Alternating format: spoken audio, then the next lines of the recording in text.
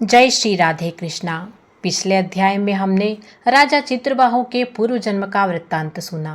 आइए आगे की कथा का श्रवण करते हैं। 24वें अध्याय में राजा दृढ़धनवा महर्षि वाल्मीकि से पुरुषोत्तम मास में दीपदान के महत्व के विषय में पूछते हैं, जिस पर महर्षि वाल्मीकि राजा चित्रबाहु के पूर्व जन्म का वृत्तांत सुनाते हुए आगे कहते हैं कि मणिग्रीव अपने जीवन के बारे में उग्रदेव मुनि को सब कुछ बता देता है और मुनि से प्रार्थना करता है कि मुझ पापयुक्त पर आप अनुग्रह कीजिए। मैंने पूर्व जन्म में कोई न कोई पुण्य कर्म अवश्य किया होगा जो आप इस वन में पधारे हैं।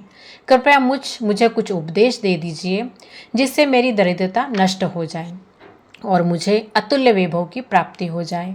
यह सब सुनकर उग्रदेव कहने लगे कि हे महाभाग, तुमने मेरा अतिथि सत्कार किया है, इसलिए मैं तुमसे अत्यंत प्रसन्न हूँ। तुम्हारा अवश्य ही कल्याण होगा। बिना किसी व्रत को किए, बिना किसी दान के, बिना किसी परिश्रम के तेरी दरिद्रता नष्ट हो जाएगी। आज से जो तीसरा माह आएगा वह पुरुषोत्तम मास होगा। तुम दोनों स्त्री पुरुष यत्न के साथ श्री पुरुषोत्तम भगवान की प्रसन्नता के लिए दीपदान करना, जिससे तुम्हारी यह दरिद्रता नष्ट हो जाएगी। पहले तुम तिल के तेल से दीपदान करना और जब तुम्हें ऐश्वर्य की प्राप्ति हो जाए तब घी से दीपदान करना। इस समय इस वन में निवास करते हुए तुम्हारे लिए यही सर्वश्रेष्ठ उपाय है। इस प्रकार वे श्रेष्ठ ब्राह्मण भगवान श्री कृष्ण का स्मरण करते हुए प्रयाग की ओर चल पड़े।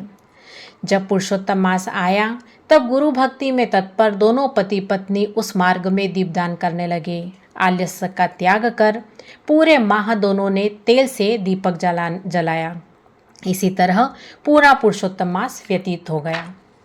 गुरु की कृपा से उनका अंतःकरण शुद्ध हो गया और अंत में स्वर्ग को प्राप्त हुए। अगले जन्म में दोनों श्रेष्ठ कुल में उत्पन्न हुए और वीरबाहु के पुत्र चित्रबाहु के नाम से विख्यात हुए और उसकी पत्नी भी उसी पुण्य के प्रभाव से पतिव्रता हुई।